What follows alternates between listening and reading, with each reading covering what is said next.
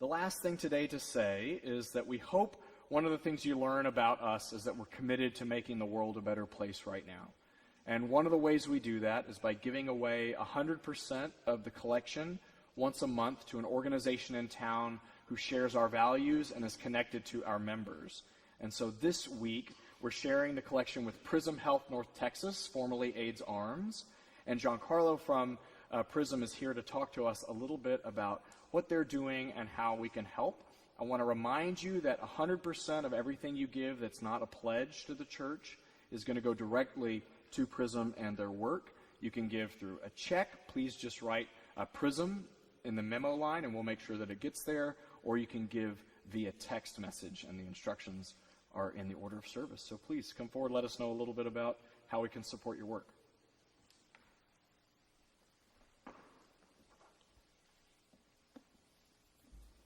Good morning, everyone.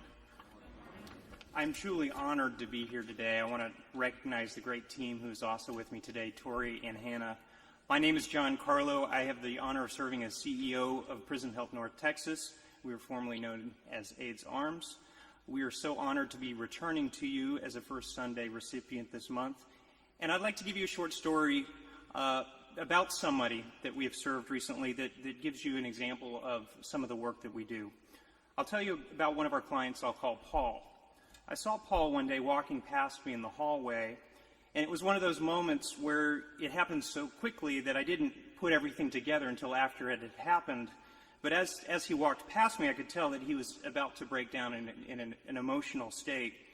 And what I didn't notice until he had disappeared around the corner is that he had clearly been holding himself together long enough so he was out of sight of his case manager, who had just escorted him out from his visit.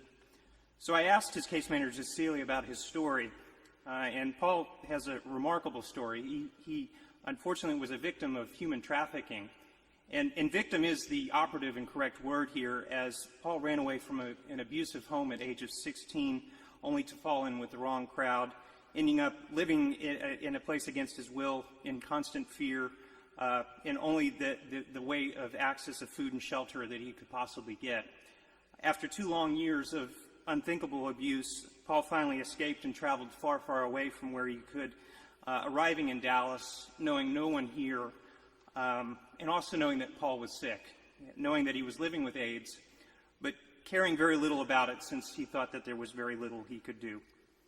This is where we found Paul, and this is where his story changes.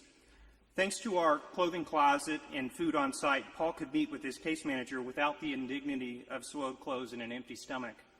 An immediate solution for a place to stay that night meant that Paul did not need to worry about whether or not he had a bed to sleep in. The stability offered through the emergency housing enabled him to start thinking about other things like medical care and finding a job. Happily, Paul's story today is that he's found affordable housing and he has a full-time job. His HIV infection is now completely controlled thanks to the medical care that we offer. Watching someone turn this corner is truly amazing. Seeing someone go from being ravaged by HIV to a completely undetectable state in a little over a month, it's sometimes hard to see that you were looking at the same person. What you see is a range of smile and effect that you didn't think was even possible when you first met him. A brightness in the eyes that wasn't there before that now shines like the greatest light of the world. It's what we see today in working with people like Paul that empowers us to do the work that we do. And it's Paul's story that I'm happy to share with you this morning as an example of how your commitment can go to do the work that we do.